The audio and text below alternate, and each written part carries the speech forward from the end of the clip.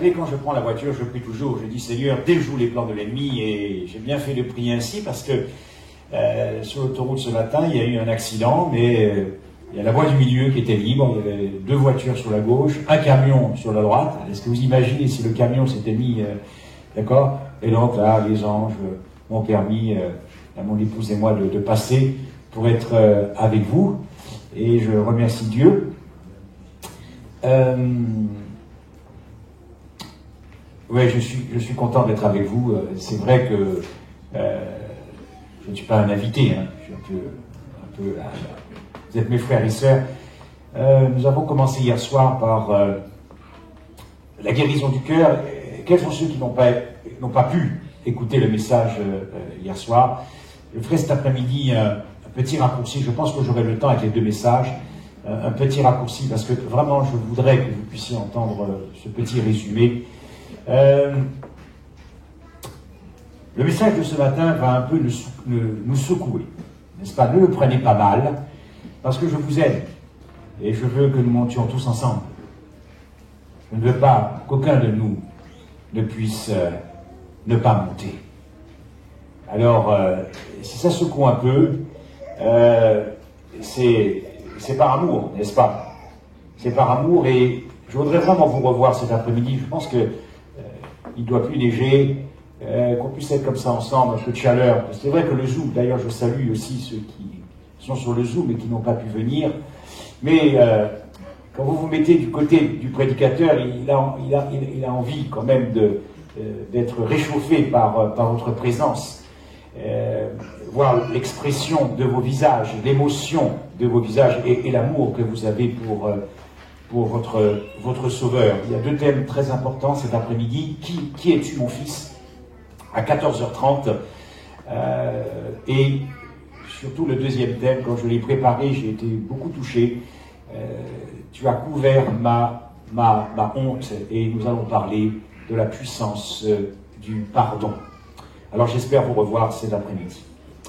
Le message de ce matin, prêt pour la victoire. Prêt pour la victoire, pas pour la peur. Prêt pour la victoire, pas pour la défaite. Prêt pour la victoire, pas pour la trahison. Lorsque je dis que l'heure de la puissance des ténèbres va bientôt venir, en tant qu'adventistes, nous attendons tout cela, depuis d'ailleurs que vous avez choisi l'adventisme comme dénomination chrétienne. On vous a tous appris que nous attendons tous la persécution, le temps de trouble, et nous sommes les seuls d'ailleurs à avoir cette vision des événements eschatologiques de la fin. Aucune autre dénomination chrétienne, puisqu'ils n'ont pas la même clé d'interprétation des livres prophétiques. Ben, qu'est-ce que c'est que ce temps de trouble, ce temps de la persécution? Ce sera le temps de la trahison, puisqu'une grande majorité abandonnera Dieu. Voilà pourquoi j'ai choisi ce thème. C'est une réflexion aussi durant cette année qui s'est écoulée. Lorsque nous sommes saisis par la peur, lorsque nous sommes saisis par la crainte, lorsque nous sommes saisis par l'angoisse, lorsque nous sommes saisis par la frayeur, comme nous l'avons vu dans ce passage, habiter face à, par la frayeur, habiter par la frayeur, face au péril, face au danger, face à la menace de perdre sa vie. Ce sont des émotions négatives qui font partie de notre nature pécheresse à cause de la chute. Dieu n'avait pas créé l'homme pour qu'il puisse être habité par de telles émotions négatives. la peur, l'angoisse. Cela n'existait pas dans le paradis avant la chute. Lorsque donc nous sommes habités par de telles émotions, nous ne devons pas culpabiliser, puisque Adam lui-même, lorsqu'il chuta, il eut peur. Mais, chers amis, si la chair a le premier mot, la chair ne doit pas avoir le dernier mot. C'est notre foi qui doit avoir le dernier mot. C'est notre foi qui doit triompher en vertu de votre profession de foi, la foi dans le Père, la foi dans le Fils et la foi dans le Saint-Esprit. C'est notre foi, car vous n'êtes pas n'importe qui. Car nous ne sommes pas n'importe qui. Nous sommes enfants du Dieu Tout-Puissant. C'est quelque chose qui ne doit pas simplement, qui doit être vécu dans nos entrailles, dans nos tripes. C'est la foi qui doit triompher. Dites-moi, et si c'est la peur qui triomphe? Si c'est l'angoisse qui triomphe? Où est la puissance de l'Évangile dans nos vies? Le monde, oui. Le monde sombre dans l'angoisse. Le monde sombre dans la frayeur et la peur. Et c'est normal. Il ne croit pas en Dieu. Mais pour nous qui croyons, où est la puissance de l'Évangile dans nos vies? S'il n'y a pas de différence entre le monde et nous, où est la puissance de l'Évangile? Si la peur triomphe dans nos vies, si l'angoisse triomphe dans nos vies, nous sommes disqualifiés pour prêcher le message final au monde. Car si nous sommes aussi angoissés que le monde, pourquoi voulez-vous que le monde puisse faire confiance à Jésus-Christ? Si nous sommes angoissés comme le monde, où est notre Sauveur? Nous sommes disqualifiés car précisément, lorsque ce message de l'évangile éternel sera prêché en puissance, ce sera précisément dans le temps de trouble. Ce sera dans le temps de la persécution. Voilà pourquoi nous serons disqualifiés. Alors que Israël avait vu la manifestation de la puissance de Dieu, le texte nous dit qu'ils poussèrent des cris. Et c'est avec l'expression d'un blâme que Dieu reprocha à ce peuple. Pourquoi ces cris? Pourquoi ces cris? Israël avait sombré dans la peur. Israël avait sombré dans l'angoisse.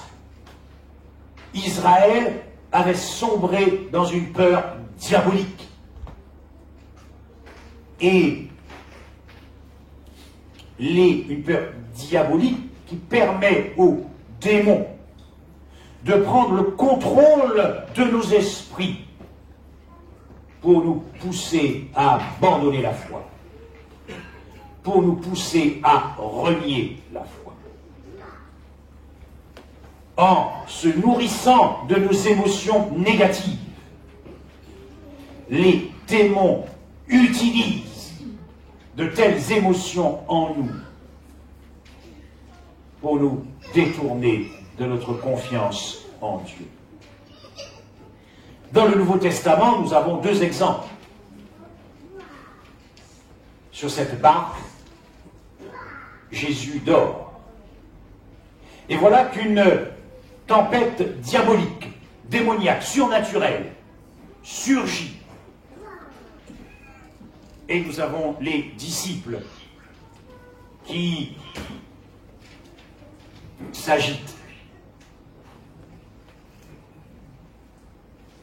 Ils ont peur.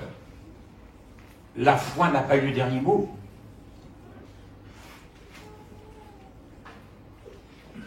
Leur foi n'a pas eu le dernier mot. Et ils vont jusqu'à reprocher à Christ ceci. Mais maître, tu ne te préoccupes pas de ce que nous sommes en train de périr. La peur a dominé, la peur a triomphé, la peur a gouverné, la peur a vaincu, la défaite de la foi. C'est une défaite sans la foi. Il aurait mieux fallu que les disciples se soucient de ce que devenait Christ dans le conflit cosmique. C'est ce que évoque... Ok. Je parle trop fort. Parce que je parle trop fort. Ok. Parce que je parle trop fort. Ok. Excusez-moi. Vous m'entendez bien, oui? Ok.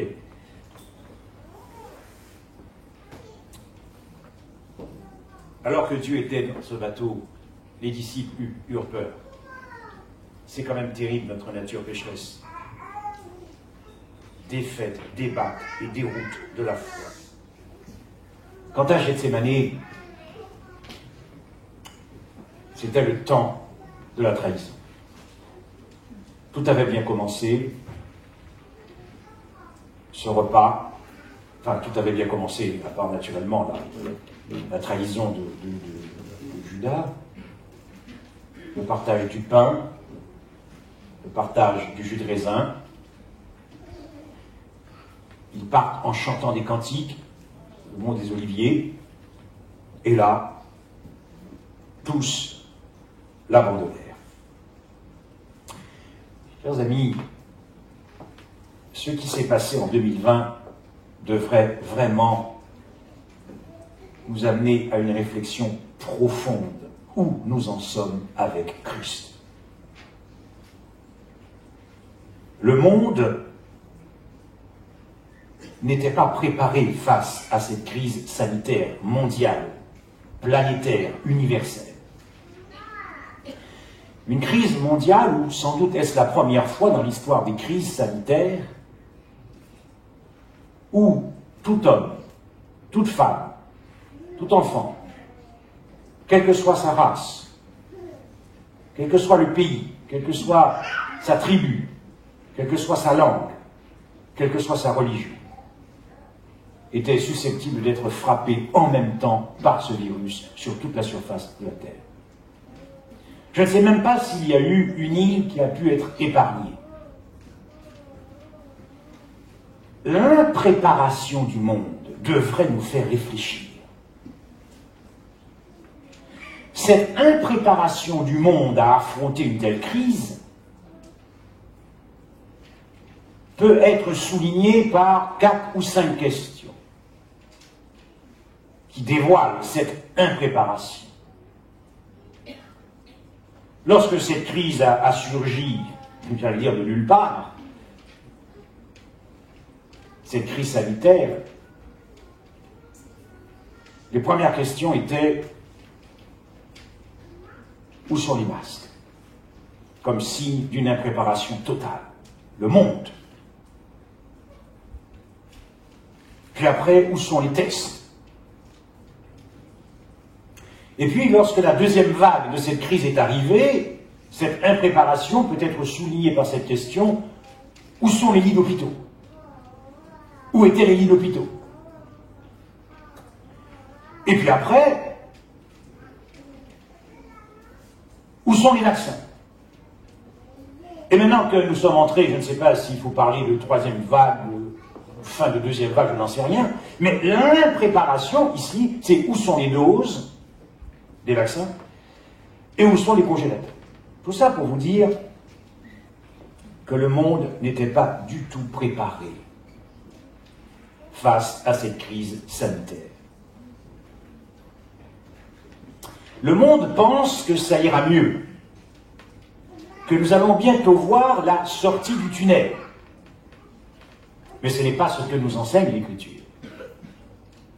Nous irons de crise en crise, de crise sanitaire en crise sanitaire, de crise politique en crise politique, de crise économique en crise économique, et de crise religieuse en crise religieuse. Le texte nous dit dans Luc 21, verset 25, que les hommes rendront l'âme de terreur dans l'attente de ce qui surviendra pour la terre. Et nous, qui sommes adventistes du 7e jour, sommes-nous déjà prêts pour la victoire? C'est-à-dire, sommes-nous déjà prêts pour affronter le final du conflit cosmique? Ou sommes-nous déjà vaincus? Sommes-nous prêts? Sommes-nous déjà prêts? Nous devrions vraiment nous questionner sincèrement, parce que depuis que notre dénomination existe, nous avons été les champions du monde à annoncer au monde, et nous avons été les champions du monde à annoncer aux croyants ce qui allait bientôt venir sur la surface de la terre, c'est-à-dire le final du conflit cosmique, au travers de la marque de la bête, du sceau de Dieu, du jour d'adoration, etc. Nous avons été les champions. Et nous en avons même tiré un certain orgueil. Oui, nous avons été les champions du monde pour annoncer les événements eschatologiques. Mais sommes-nous les champions du monde pour y faire face personnellement à ces événements que nous avons annoncés? Annoncer au monde ce qui va arriver, c'est bien. Mais sommes-nous prêts à affronter personnellement ce que nous avons annoncé au monde? Lorsque nous serons en situation de crise, lorsque nous serons placés en situation de peur, en situation de chaos, en situation de crainte, la question que les démons nous poseront, ce n'est pas « Où sont vos masques, adventistes du 7e jour ?» La question qu'ils poseront, ce n'est pas « Où sont vos tests ?» La question, ce n'est pas « Où seront vos vaccins ?» Non. La question qu'ils viendront vous poser à vous et à moi lorsqu'ils nous auront placés comme ça dans cette situation de crise finale, c'est « Où est ta foi ?» C'est ça. Où est ta foi? Oui. Je sais que pendant tant d'années, nous avons écouté beaucoup de messages. Nous tous là cumulés, nous avons peut-être écouté des millions de messages, tous ensemble. Mais, où est ta foi? Est-ce que c'est notre foi qui aura le dernier mot? Ou est-ce que ce sera la trahison à cause de la peur, à cause de l'angoisse, à cause de la frayeur de perdre notre vie? Je pense que cette année était une année dernière, 2020, était très propice pour nous interroger vraiment et avoir une réflexion profonde face à l'impréparation du monde. Est-ce que nous aussi,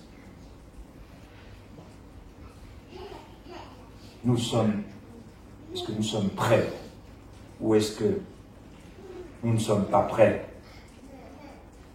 Quand nous parlons de ce temps de trouble, de ce temps de persécution, ce n'est pas la première fois qu'il y a eu cela dans l'histoire. Nous savons très bien que la persécution, le premier temps de détresse a été la persécution des chrétiens sous la Rome païenne. Et nous savons ensuite que le deuxième temps de détresse a été la persécution sous la Rome papale, c'est 1260 années. Observez ce qui est écrit dans Hébreux 11, à partir du verset 35. Hébreux 11, à partir du verset 35. Des femmes recouvrèrent leur mort par la résurrection, d'autres furent livrés au tourment, ils n'acceptèrent point de délivrance, d'autres subirent les moqueries, le fouet, les chaînes et la prison, ils furent lapidés, sciés, torturés, mourirent, tués par l'épée, ils allèrent çà et là vêtus de peaux de brebis. Eux dont le monde n'était pas digne, errant dans les déserts, les montagnes, dans les cavernes, persécutés, maltraités. Nous avons annoncé au monde que c'est ce qui nous attend. C'est ce que nous avons annoncé au monde. Nous avons annoncé au monde que c'est ce qui nous attend si nous ne prenons pas la marque de la bête. Mais sommes-nous prêts à y faire face? Lorsque notre vie sera menacée, lorsque nous serons saisis par la peur et l'angoisse, qu'est-ce qui aura le dernier mot dans ta vie, dans ma vie? Nous avons lu ce matin, si vous ne croyez pas, vous ne subsisterez pas. Chers amis, s'il y a une seule question que nous devrions nous poser par rapport à cette année que nous avons vécue, elle est la suivante. Suis-je déjà prêt? Parce que dites-moi, après ce qui s'est passé, si nous ne sommes pas prêts, vous espérez être prêts quand? Si, après ce qui s'est passé, nous ne sommes pas prêts, quand est-ce que nous le sommes? Moi, je crois personnellement que le temps de paix que Dieu nous a donné depuis 10 ans, 20 ans, 30 ans, 40 ans, je pense personnellement que ce temps de paix est en train de prendre fin. Cela ne signifie pas que c'est la fin du temps de grâce. Car lorsque nous serons dans le temps de trouble, ce ne sera pas encore la fin du temps de grâce. Il faudra bien que le peuple de Dieu dans Babylone sorte. Mais il me semble que c'est la fin du temps de la paix, puisque nous allons entrer de plus en plus dans le temps de trouble. Un trouble universel, mondial et planétaire. De sorte que tout ce temps que Dieu nous a donné, c'était pour nous préparer. C'était pour nous préparer. C'était pour nous préparer à mener notre foi à la perfection. C'était pour nous préparer, pour achever d'équiper notre foi. Tout ce temps nous a été donné pour nous préparer pour armer notre foi, pour être prêts maintenant. Déjà prêts. Aurons-nous le temps? Auras-tu le temps?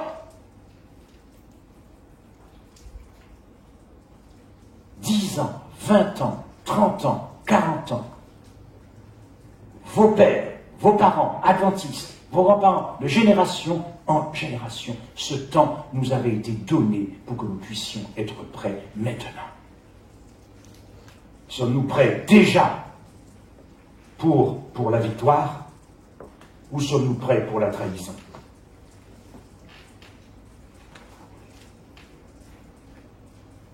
Il y a un verset que nous aimons bien, ce n'est pas le plus, dirais-je, c'est pas le texte le plus joyeux.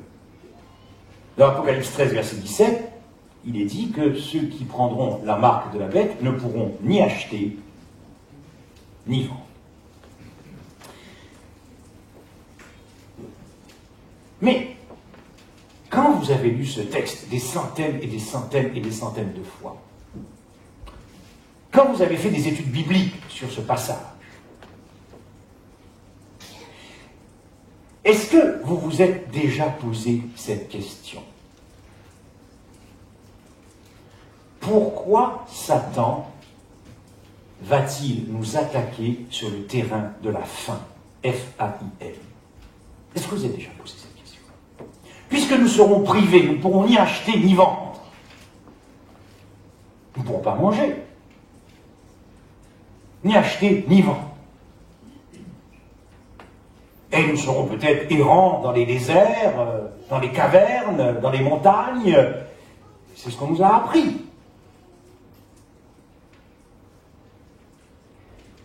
Pourquoi l'ennemi cherchera-t-il à nous exposer à la faim? Pourquoi l'ennemi cherchera-t-il à nous exposer à la privation de nourriture? Parce qu'il compte bien, parce qu'il connaît notre nature pécheresse. Il compte bien à sécher notre foi précisément par la faim. Et pourquoi? Tout simplement parce que prenez notre nature, vous la mettez dans une situation de faim extrême. Elle fera tout, coûte que coûte, pour manger un bout de pain, quitte à renier Dieu.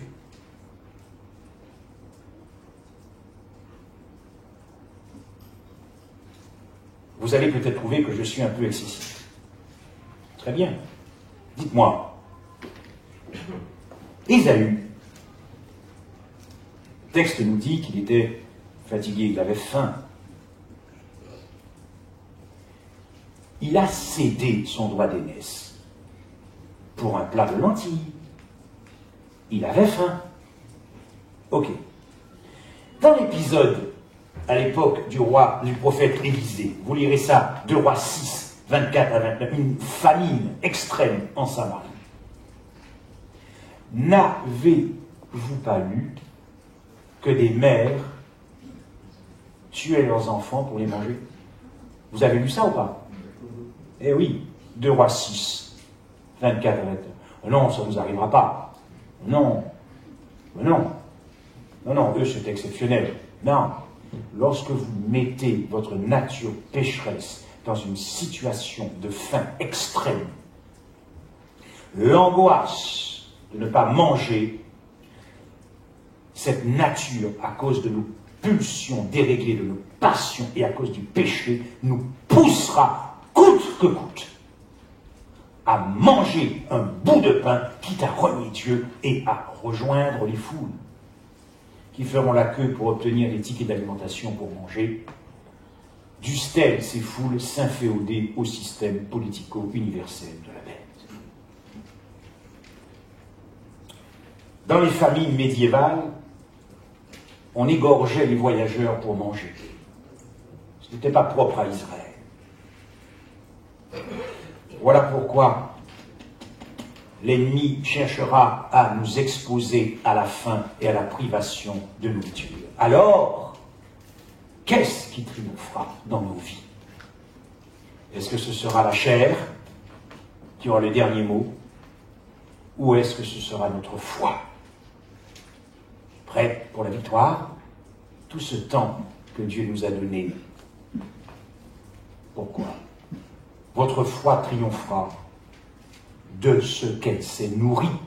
Votre foi triomphera de ce qu'elle s'est nourrie, et paradoxalement, votre foi se nourrira du jeûne, si vous avez pratiqué le jeûne durant toutes ces années que Dieu nous a données. Oui, évidemment, je m'étonne que ce sujet soit si peu prêché sur la chair. Je m'étonne que le jeûne n'ait pas beaucoup de succès dans nos vies. Oui, il est vrai que, grâce à Dieu, lorsqu'il y a des programmes qui nous descendent de la conférence générale, en passant par la division, il y a donc toujours des journées de prière, les 10 jours, les 40 jours, tout ce que vous voulez accompagner de jeûne, mais c'est accidentel. C'est parce qu'il y a un programme. Ou alors je cherche une épouse, je vais jeûner. J'ai un rendez-vous avec un employeur, je vais jeûner. Vous voyez, mais ça c'est... Moi je parle du jeûne hebdomadaire qui s'intègre dans la réforme sanitaire. Le jeûne hebdomadaire. Hebdomadaire. Qui est programme ou pas programme.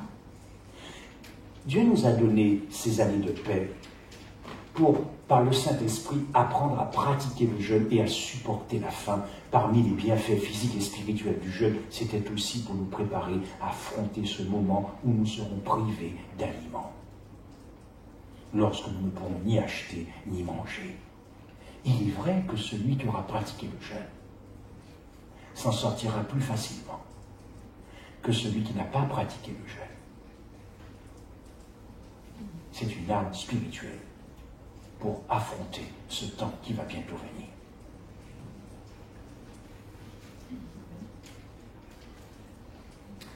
Chers amis, il nous faut redescendre sur la réalité, là. La réalité très concrète, la réalité de terrain. Nous allons bientôt entrer en guerre. les leçons d'école du sabbat entre nous, tout ça, non, non, là on est sur du terrain, on est sur du concret. C'est pour ça que Jésus a été attaqué sur le terrain de la faim.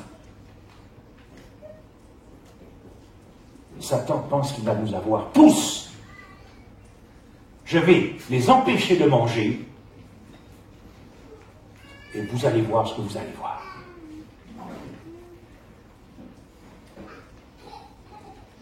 Lorsque nous serons emprisonnés, puisque c'est ce que nous avons annoncé au monde, nous serons peut-être emprisonnés dans les cachots, dans les cellules. Là aussi, pendant cette année 2020, il m'est arrivé personnellement des expériences et également l'expérience d'un ami aux Antilles. Et je me suis dit, mais quand nous serons en prison, comment allons-nous occuper nos esprits pour ne pas sombrer dans l'angoisse, la dépression, la frayeur et l'apostasie? Comment allons-nous occuper nos esprits lorsque nous serons enfermés, je ne sais pas combien de temps, pour ceux qui seront enfermés? J'espère que je ne vais pas vous perdre pour cet après-midi. Je dis, ça va secouer un peu, mais c'est parce que je vous aime et je veux que nous soyons tous pour la gloire du Père, du Fils et du Saint-Esprit. Nous sommes là pour défendre l'honneur et montrer à Satan qu'il pourra faire tout ce qu'il voudra, mais nous allons servir notre Dieu. Ça c'est clair. Mais comment allons-nous occuper nos esprits?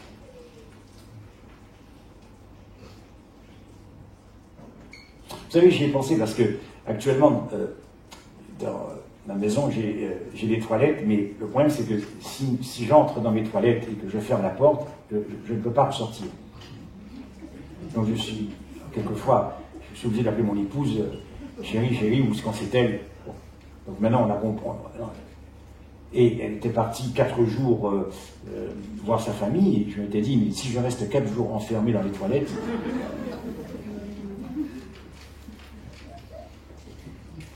c'est plus petit qu'une cellule de prison. C'est vrai. Et vous êtes seul, parce que là encore, vous avez un geôlier qui peut vous amener vos repas. Mais dites-moi, comment allons-nous occuper nos esprits si nous sommes enfermés dans une cellule? Vous savez, j'ai eu l'occasion de visiter des clients qui étaient emprisonnés dans les maisons d'arrêt. Je peux vous dire que psychologiquement, c'est dur. C'est terrible. Alors oui, nous allons chanter des chants, oui. Ok. Priez. Vous occuperez votre esprit de ce que votre esprit s'est nourri pendant ces 10 ans, 20 ans, 30 ans, 40 ans. C'était déjà d'ailleurs. Sommes-nous prêts, déjà, pour la victoire? Pas pour la peur, ou prêts pour la défaite, sans la foi. Dieu nous a donné ces 10 ans, 20 ans, 30 ans, 40 ans pour mémoriser des versets bibliques. Pour mémoriser des versets bibliques. J'ai eu l'occasion de faire personnellement l'expérience au mois de mars dernier, lorsque ma vie était menacée et j'ai cru que j'allais mourir, à la suite d'une embolie pulmonaire post-Covid. Je me suis retrouvé aux urgences. Chers amis, j'ai récité des versets bibliques à haute voix. Et j'ai vu la puissance qu'il y a à maîtriser la peur, l'angoisse, et à ne pas montrer aux démons que j'avais peur, en récitant des versets bibliques à haute voix. Pourquoi? Parce que depuis des années, quand je pars le matin, j'ai la chance de travailler chez moi. Donc j'organise mon temps, mon cabinet, donc j'ai la chance, c'est une grâce que Dieu m'a donnée. Donc avant de commencer à travailler, je pars 1h30 en forêt le matin, et en fin de journée, 1h30. C'est là que je fais mon culte. Et je passe 10, 15, 20 minutes chaque jour à réciter des versets bibliques dans la nature, sans ma vie. Et naturellement, quand j'ai été confronté à cette crise, naturellement, je me suis mis à réciter les versets bibliques. Romains 3, Romains 4, Galates 3, Galates 4, Hébreux, Jean, les psaumes, Colossiens, Philippiens, plein de passages. Et j'ai vu la puissance. La puissance. L'homme ne vivra pas seulement de pain, mais de toute parole qui sort de la bouche. Ce temps que Dieu nous a donné, chers amis, c'était pour mémoriser des versets bibliques. Alors certains me disent, oui, mais tu sais, Frédéric, moi je n'ai pas de mémoire. Oui, mais pourtant le Saint-Esprit t'a donné une mémoire pour retenir les tables de multiplication, même à 55 ans. Comment se fait-il que nous connaissons les tables de multiplication, que nous avons appris en cours élémentaire? C'est l'ennemi qui nous fait croire que nous ne pouvons pas. La mémorisation des Écritures, la mémoire des Écritures, mais aussi parce que lorsque je serai peut-être, je ne souhaite à personne, je ne souhaite pas non plus, mais nous devons être prêts, déjà prêts pour la victoire, dans ma cellule, quand je vais lever les mains et que je vais réciter des versets bibliques, qui sait si je ne convertirai pas mon geôlier? Avez-vous pensé à cela aussi? Quand nous marchons avec Christ, nous ne vivons plus pour nous-mêmes. Nous vivons même pour nos ennemis. Réciter des versets bibliques afin que le geôlier qui entend se donne à Dieu. Qui sait si c'est pour ça aussi que l'Éternel nous laissera mener dans des prisons pour convertir nos geôliers. C'est beau l'Évangile. Comme nous avons, c'est beau. Et puis aussi, pourquoi? Parce que vous croyez que nous allons cesser de contempler la splendeur de la gloire de Jésus-Christ? Mais non. En récitant tous ces passages que vous avez appris, vous allez pouvoir continuer dans la prison, à avoir une meilleure compréhension de l'Évangile. C'est ce que faisait Paul. Lorsque Paul a été emprisonné, vous verrez ça dans 2 Timothée 4, il a demandé à ce qu'on lui amène des parchemins, qui étaient en réalité soit la Septante ou la Torah, et il continuait dans sa prison à être émerveillé par l'évangile de Jésus-Christ crucifié. Ça ne s'arrêtera pas en cellule. Nous continuerons en citant des versets bibliques, à méditer sur ces versets. Voilà comment allons-nous occuper nos esprits en prison. Lorsque nous serons dans les cellules, lorsque nous serons emprisonnés, dans les cachots, notre foi vaincra si elle s'est nourrie pendant tout ce temps que Dieu nous a donné d'une perception plus aiguë du conflit cosmique. Pourquoi je suis là? Les enjeux du conflit cosmique. Car ce ne sera pas à cause de vous et de moi, ce ne sera pas à cause de vos noms, ce ne sera pas à cause de mon nom que nous serons en prison. Selon ce qui est écrit, c'est à cause de toi, c'est à cause du Christ que nous sommes regardés comme des brebis que l'on l'égorge, qu'on amène à la boucherie. Non, c'est à cause de Jésus-Christ. Mais c'est encore nous faire trop d'honneur. Est-ce que vous imaginez d'être enfermé à cause du Christ? Ce ne sera pas le temps des murmures, ce ne sera pas le temps de murmurer, ce ne sera pas le temps de dire « Mais Seigneur, ma femme m'a trahi, mes enfants m'ont trahi, ça fait 15 jours, 1 mois, 2 mois, 3 mois que je suis dans ma cellule.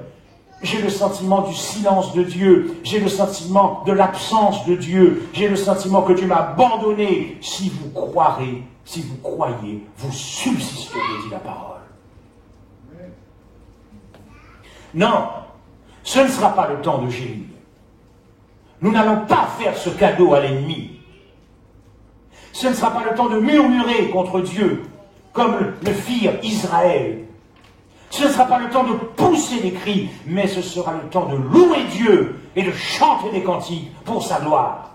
Car les enjeux du conflit cosmique, lorsque nous serons emprisonnés, est-ce que Christ, alors que nous aurons le sentiment du silence, de l'absence de Dieu, est-il encore digne d'être aimé dans cette situation de crise? Est-ce que Dieu sera encore digne d'être aimé? Est-ce que Dieu sera encore digne de confiance lorsque nous aurons le sentiment d'avoir été abandonnés? Le sentiment, car Dieu ne nous abandonnera jamais. Est-ce que Dieu restera digne qu'on lui demeure fidèle et loyal? Observez Paul dans le livre des Actes avec Silas. Ça chantait dans la prison. Et d'ailleurs, ils ont fini par convertir leur geôlier. Et Pierre, lui qui avait peur au procès du Christ, lui qui a trahi Christ, dormait tranquillement dans sa cellule. Tranquillement.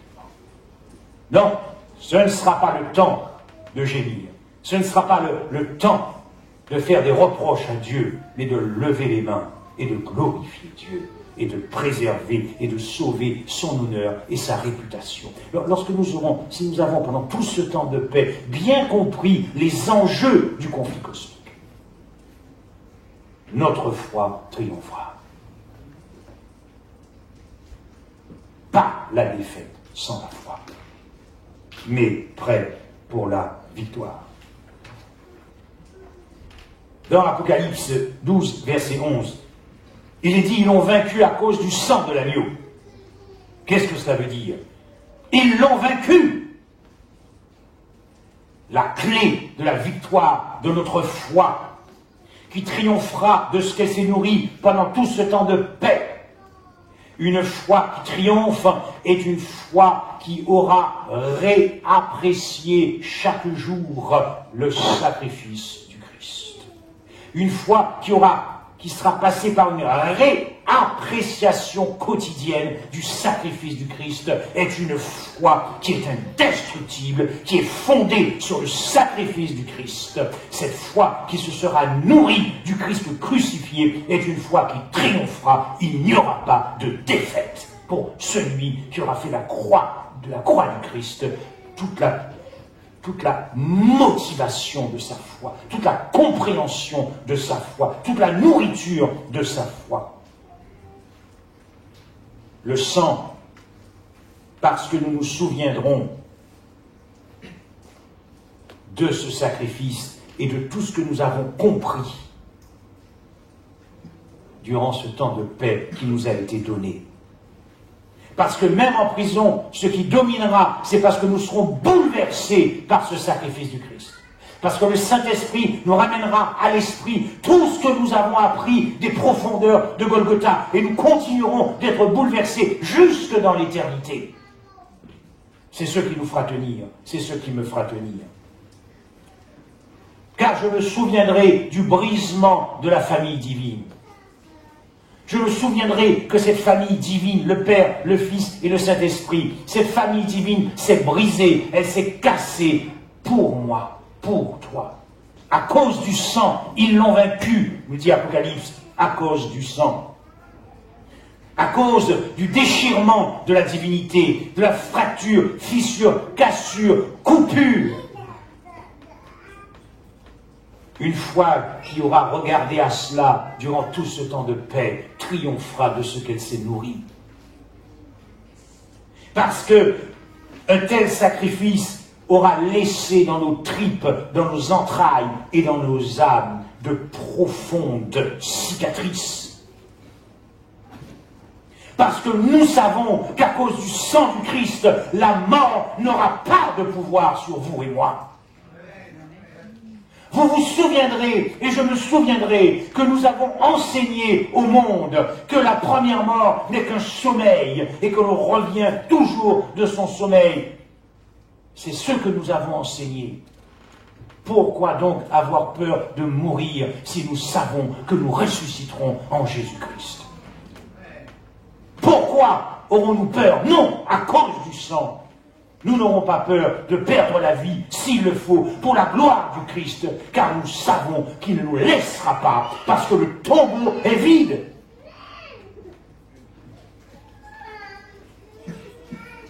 Ils l'ont vaincu à cause de la parole de leur témoignage, parce que vous lèverez les mains, et vos geôliers entendront ceci. Je suis aimé du Père, je suis aimé du Fils, et je suis aimé du Saint-Esprit. C'est comme ça que Christ a triomphé face aux pharisiens, face aux démons. Il disait, le Père m'aime et j'aime le Père. Il y a beaucoup de puissance là-dedans aussi. Beaucoup de puissance. Vous pouvez pouvez faire tout ce que vous voulez, je suis aimé du Père et j'aime le Père. Vous pouvez faire tout ce que vous voulez, je suis aimé du Fils et j'aime le Fils. Vous pouvez faire tout ce que vous voulez, je suis aimé du Saint-Esprit et j'aime le Saint-Esprit. Ça, c'est la parole de témoignage. Vous leur direz, ce n'est pas parce que je suis en prison que je suis abandonné de Dieu, parce que je sais que je suis l'être le plus désirable de l'univers. Je sais que je suis l'être le plus précieux dans l'univers. Je sais que je suis l'être le plus courtisé dans l'univers, le plus convoité de l'univers à cause du sacrifice de Jésus-Christ. C'est ainsi que vous triompherez par la foi. Et que nous ne sombrerons pas dans la détresse et dans la peur. Il n'est pas question pour la gloire du Christ que ce soit la chair qui est le dernier mot, mais votre foi, selon ce qui est écrit, que la foi triomphe de tout. Et que la victoire est la victoire de notre foi. Enfin, pour conclure, chers amis, nous triompherons parce qu'il est écrit qu'ils l'ont vaincu à cause de la foi de Jésus. Apocalypse 14, verset 12. La foi du Christ. Lorsque nous serons en prison, dans les cachots, dans les cellules, qu'est-ce que c'est que la foi du Christ? Ce sera par le Saint-Esprit notre capacité d'aimer coûte que coûte notre bourreau. Nous ne penserons plus à nous-mêmes, puisque tu es déjà assis en Christ dans les lieux célestes. Ça, c'est un verset à retenir, l'Éphésiens 2. Nous sommes assis dans les lieux célestes avec Christ. Pourquoi donc? Non, mais tu vas te soucier de ton geôlier qui, lui, ne sait pas aussi qu'en Christ, il est assis dans les lieux célestes. Il ne le sait pas. Et qu'il faut que coûte, il le sache.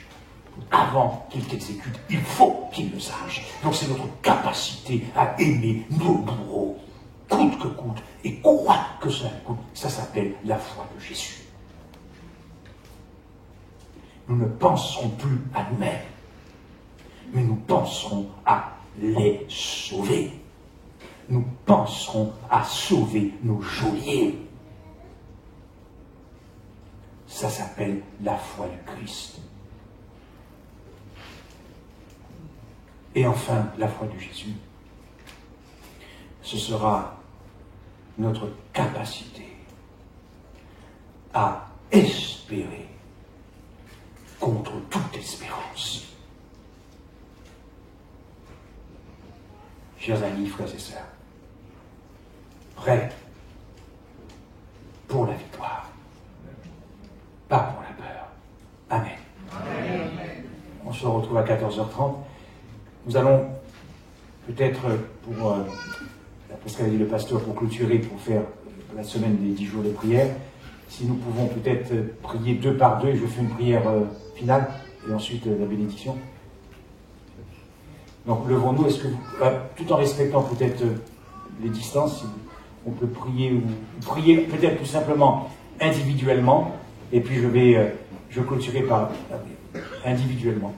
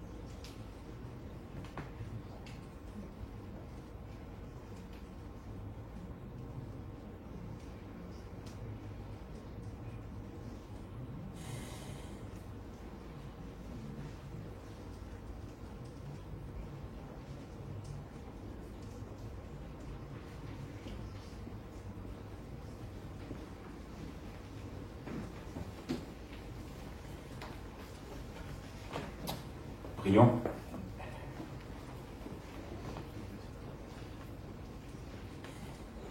Qui, Seigneur, nous séparera de l'amour du Christ?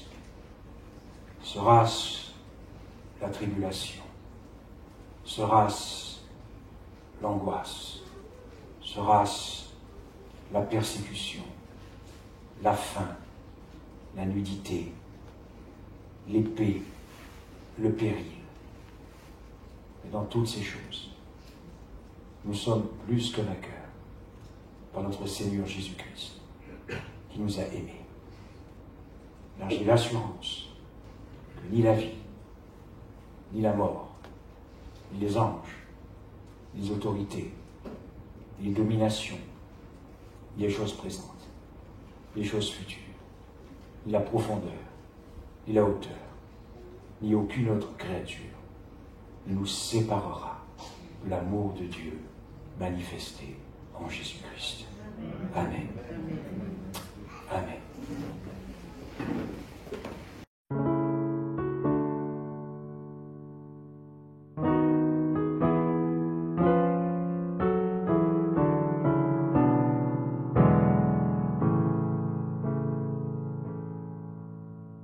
Montre-moi l'aurore de ce jour si noir, Christ en chemin vers le calvaire, jugé par des pécheurs, flagellé, battu, cloué sur une croix. Ô puissance de la croix, Christ s'est fait péché pour moi. Prends sur lui la colère, je suis pardonné à la croix. Montre-moi l'angoisse gravée sur ta face, tu portes le poids du péché, nos pensées amères, nos actions mauvaises, couronne ton front sanglant. Ô puissance de la croix, Christ s'est fait péché pour moi. Prends sur lui la colère, je suis pardonné à la croix. La lumière se voile et la terre tressaille, le Créateur